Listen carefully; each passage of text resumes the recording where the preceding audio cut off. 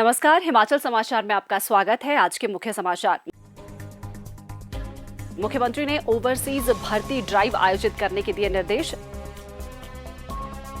सरकारी पॉलिटेक्निक हमीरपुर में 9 अक्टूबर को होगी भर्ती ड्राइव।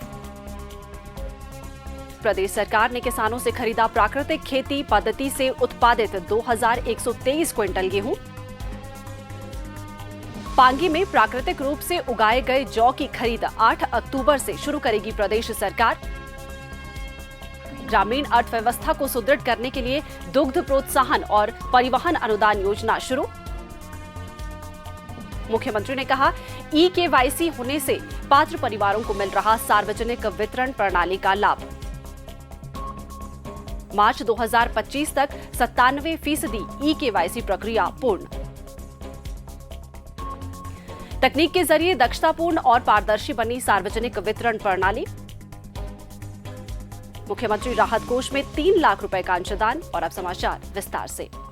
राज्य के युवाओं को अंतर्राष्ट्रीय स्तर पर रोजगार के अवसर उपलब्ध करवाने के लिए प्रदेश सरकार ने एक महत्वपूर्ण पहल की है। मुख्यमंत्री ठाकुर सुखविंदर सिंह सुक्खू ने जिला हमीरपुर में 9 अक्टूबर 2025 को सरकारी पॉलिटेक्निक हमीरपुर में एक विशेष ओवरसीज भर्ती ड्राइव आयोजित करने के निर्देश दिए हैं। ये भर्ती अभियान Himachal Pradesh state electronics development corporation द्वारा श्रम एवं रोजगार विभाग, तकनीकी शिक्षा विभाग तथा भारत सरकार के विदेश मंत्रालय से पंजीकृत भर्ती एजेंसी के सहयोग से आयोजित किया जाएगा। मुख्यमंत्री का कहना है कि राज्य सरकार युवाओं को वैश्विक स्तर पर प्रतिस्पर्धी बनाकर उन्हें आत्मनिर्भर बनाने के लिए प्रतिबद्ध है।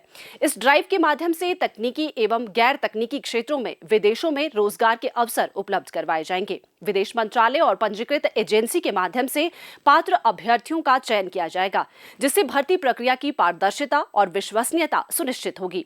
पंजीकरण, पात्रता मानदंड तथा आवश्यक दस्तावेजों से संबंधित विस्तृत जानकारी शीघ्र ही रोजगार कार्यालयों, उनकी सोशल मीडिया पेजों तथा Himachal Pradesh state electronics development corporation की वेबसाइट पर उपलब्ध करवाई जाएगी। चंबा जिला के पांगी क्षेत्र के लोगों से मुख्यमंत्री ठाकुर सुखविंदर सिंह सुक्खू द्वारा किया गया वायदा जल्द ही पूरा होने वाला है। प्रदेश सरकार 8 अक्टूबर से पांगी में प्राकृतिक रूप से उगाए गए जौ की खरीद शुरू करेगी। इससे प्राकृतिक खेती को प्रोत्साहन मिलेगा।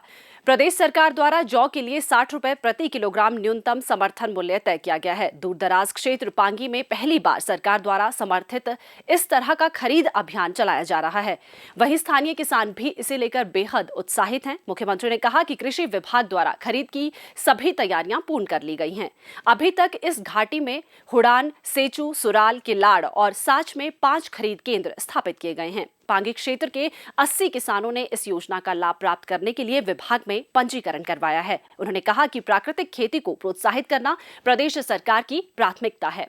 इसके तहत प्राकृतिक रूप से उगाए गए गेहूं की खरीद पूरे प्रदेश में पूरी कर ली गई है। 22 खरीद केंद्रों पर 838 किसानों से कुल 2123 क्विंटल गेहूं खरीदा गया है। गेहूं को आटे और दलिया में संसाधित किया जा रहा है और हिमभोग ब्रांड के तहत इसकी बिक्री की जाएगी। किसानों को उनकी फसल के लिए 1 करोड़ 27 लाख रुपए का भुगतान किया गया है। इसके अतिरिक्त 4,15,000 रुपए का भुगतान परिवहन सब्सिडी के रूप में किया गया है। मुख्यमंत्री ने कहा कि प्रदेश सरकार विभिन्न फसलों के लिए न्यूनतम समर्थन मूल्य तय कर प्राकृतिक रूप से उगाई गई उपज को प्रोत्साहित करने के लिए प्रतिबद्ध है।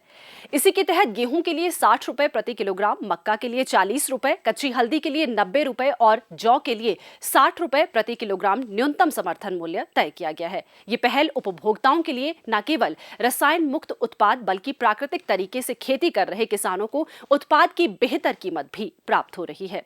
ठाकुर सुखविंदर सिंह सुक्खू ने कहा कि प्रदेश सरकार ग्रामीण अर्थव्यवस्था को सुदृढ़ करने और ग्रामीणों के हाथों में सीधे पैसा पहुंचाने के लिए प्रतिबद्ध है। इस लक्ष्य को प्राप्त करने के लिए सरकार ने सोलन जिला के अर्की विधानसभा क्षेत्र से 2 नई पहल दुग्ध प्रोत्साहन योजना और परिवहन अनुदान योजना शुरू की है।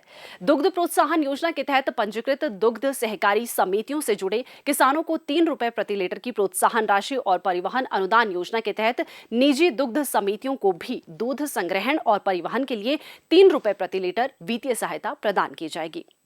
मुख्यमंत्री ठाकुर सुखविंदर सिंह सुक्खू के दूरदर्शी नेतृत्व में प्रदेश सरकार ने ई-केवाईसी प्रक्रिया को अपनाकर सार्वजनिक वितरण प्रणाली को और अधिक दक्षतापूर्ण और पारदर्शी बनाने की दिशा में बड़ा कदम उठाया है। इसके तहत आधार कार्ड नंबर को राशन कार्ड से लिंक किया गया है, जिससे ये सुनिश्चित हुआ है कि सरकारी योजनाओं का लाभ केवल पात्र लोगों को ही मिले। ई-केवाईसी होने से फर्जी या अपात्र लोगों को पीडीएस से बाहर करने और पात्र परिवारों को सब्सिडी युक्त अनाज और अन्य लाभ पहुंचाने में मदद मिल रही है। ई-केवाईसी प्रक्रिया के शुरू होने से पूरे प्रदेश में संसाधनों का बेहतर उपयोग सुनिश्चित हुआ है। वर्ष 2023 में करीब 60% पीडीएस लाभार्थियों ने उचित मूल्य की दुकानों पर अपनी ई-केवाईसी प्रक्रिया पूरी करवाई।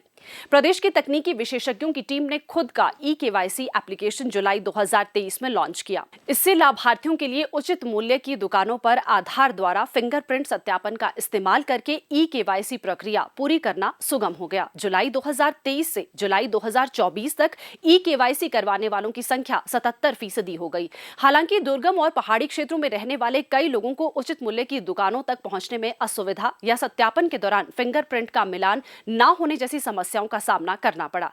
इसके समाधान के लिए प्रदेश सरकार ने एक मोबाइल ऐप लॉन्च की, ताकि लाभार्थी आधार द्वारा चेहरे की पहचान के माध्यम से ई-केवाईसी प्रक्रिया पूरी कर सके।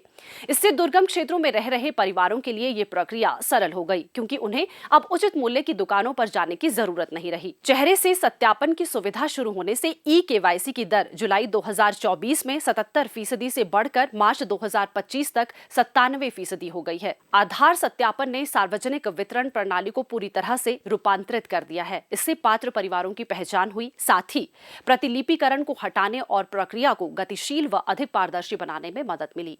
ई-केवाईसी और चेहरे से सत्यापन की सफलता दर्शाती है कि तकनीक के माध्यम से हर संसाधन का बेहतर तरीके से इस्तेमाल और पात्र लोगों तक लाभ पहुंचाया जा सकता है।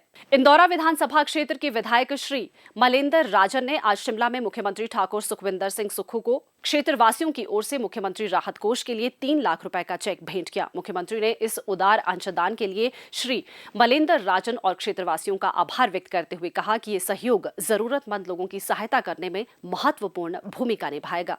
हिमाचल समाचार देखने के लिए सब्सक्राइब करें यूट्यूब चैनल हिमाचल समाचार, लाइक करें Facebook page information and public relations department Himachal Pradesh और सीएमओ हिमाचल, फॉलो करें x@DPR HP और सीएमओ हिमाचल, फॉलो करें इंस्टाग्राम @DIPR हिमाचल और सीएमओ हिमाचल, विजिट करें वेबसाइट www.himachalpr.gov.in। इस अंक पर इतना ही। कल फिर होगी मुलाकात। दीजिए इजाजत। नमस्कार।